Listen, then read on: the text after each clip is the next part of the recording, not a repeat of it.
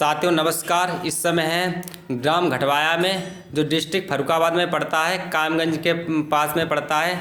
तो हम ऐसे गुरु जी से मिलवाने जा रहे हैं जिनका नाम है चंदन शास्त्री। तो गुरु जी से बात कराते हैं। तो गुरु जी राधे राधे। राधे राधे बेटा, राधे राधे। तो गुरु जी हवन क्यों कराना चाहिए और क्या इसका बेनिफिट होता है हवन कराने से, इसके बारे में कुछ गुरु जी हमें ज्ञान बताइए। बहुत अच्छी बात पूछ रहे हो आप। हवन का अर्थ समझो। हवन माने हरा भरा वन। हवन माने हरा भरा वन। इसका दूसरा नाम है यज्ञ। यज्ञ यह माने जो, ज्ञ माने ज्ञान,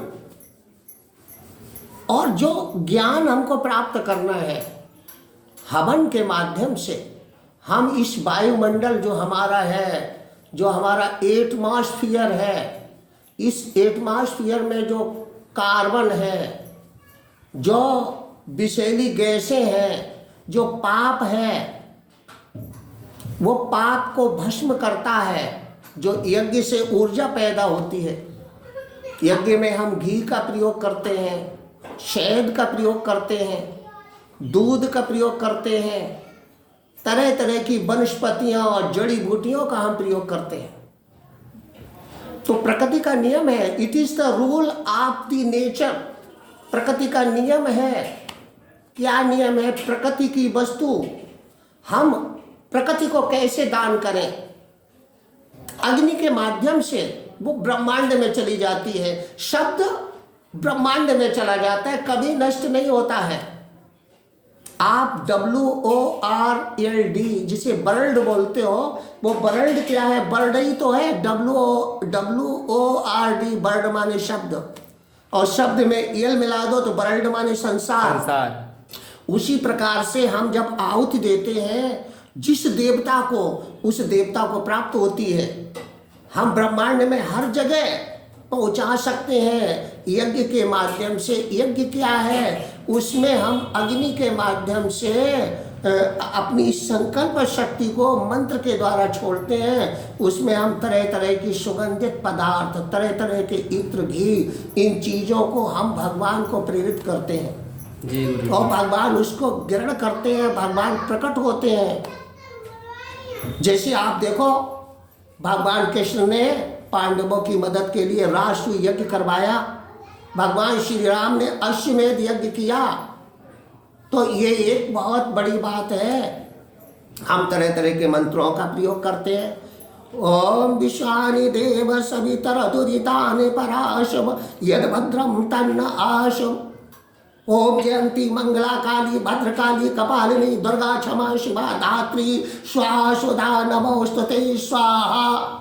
ये मंत्र है। इसमें देवी की स्तुति की गई है, उनके विभिन्न रूपों की। ओम जयंती मंगला काली भद्रकाली कपालिनी दुर्गा क्षमा शिवा धात्री स्वाहा सुधा नमोस्तुते स्वाहा। ये स्वाहा क्या है? ये अग्नि देवता की पत्नी है जी गुरु जी। और पत्नी का जहाँ सम्मान होता है, वहाँ भगवान की कृपा प्राप्त होती है। इसलिए देवता बड़े समझदार हैं। हमारे शास्त्रों में कहा गया है, यत्र नार्यस्तु पूजन्ते रमन्ते तत्र देवता। जहाँ स्त्री की पूजा होती है, वहाँ देवता वास कर जाते हैं, कृपा करते हैं। तो इसलिए स्वाहा जो है, ये प्रजापति दक्ष की पुत्री थी। प्रजापति दक्ष की जो 60 पुत्रियां हुई हैं, उनमें ये स्वाहा नाम की बहन थी। आप देखो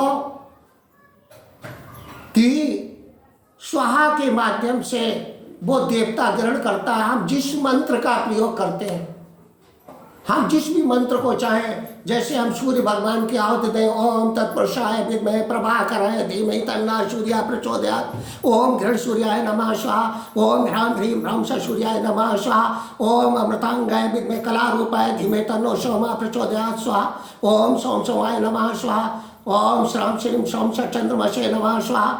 इस प्रकार से हम जिस देवता को चाहें बुला सकते हैं, उसकी हम कृपा दिला सकते हैं। जैसे जिस डॉक्टर को अगर बीमारी का पता है, तो वो डॉक्टर इलाज में उसे ठीक कर सकता है। उसी प्रकार से जिस पंडित को ज्ञान है, और ज्ञान बिना तपस्या के होता नहीं है, अगर हमारा हृदय शुद्ध है, निर्मल है, पवित्र है, भावना शुद्ध है, विचार शुद्ध है, तो हमें पता चल जाता है चेहरे को देख करके इन्हें ये परेशानी है, इनके यज्ञ में कौन से मंत्र का प्रयोग करें और इनका भला हो जाए। क्योंकि हमारे शास्त्रों और वेदों में क्या कहा गया है, सर्वे भवन्तु सुखिना, सर्वे सन्तु निरामया, सर्वे भद्राणि पश्यन्ति, माँ कश्चित् दुख भाग भवेत्। ये सारा विश्व हमारा परिवार है। यज्ञ के माध्यम से ये सोचो, हम खाना खाते हैं वो भी तो एक यज्ञ से ही पचता है, हम जो सांस लेते हैं वो भी एक यज्ञ है, हम जो सुनते हैं वो भी यज्ञ है, हम जो देखते हैं वो भी यज्ञ है, जो कुछ भी है सृष्टि यज्ञ ही है। आप देखते हो सूर्य तपते हैं, तो सूर्य जब तपते हैं तो तपन के द्वारा क्या होता है, मानसून बनती है, वर्षा होती है, वर्षा के माध्यम से फसल उगती है। और फिर प्रभु की लीला तो देखो, उसके बाद धीरे धीरे सर्दी बढ़ती है, सर्दी के बाद फिर गर्मी बढ़ती है। तो देखिए यूनिवर्स में ईश्वर का नियम देखिए, हर जगह यज्ञ हो रहा है, शरीर में यज्ञ हो रहा है, लेकिन हम यज्ञ को समझते नहीं है। इसलिए पैसा धनाधन हॉस्पिटल में जा रहा है, धनाधन आदमी के भाले लगाए जा रहे हैं। ये इंजेक्शन क्या है, भाले हैं। ये टेबलेट क्या है, ये जहर की टिकियां हैं। क्योंकि तुमने 10 रुपए तुमने यज्ञ को मजाक समझा है। आज हम विदेशियों के गुलाम हो गए हैं और विदेशी लोग हमारे भारतवर्ष के भक्त हो गए हैं। ये बड़ी ही बात है प्यारे भाई श्री रामवीर जी। तो गुरु जी ने बहुत अच्छी जानकारी बताई है यज्ञ के बारे में, क्योंकि जो लोग यज्ञ करवाते हैं उनके घर में सुख समृद्धि आती है, शांति बनी रहती है, और जो हमारे घर में गलत ऊर्जा होती है उसको गलत ऊर्जा खत्म हो जाती है, अच्छी नई ऊर्जा का विकास होता है, जिससे हमारे घर में तरक्की होती है।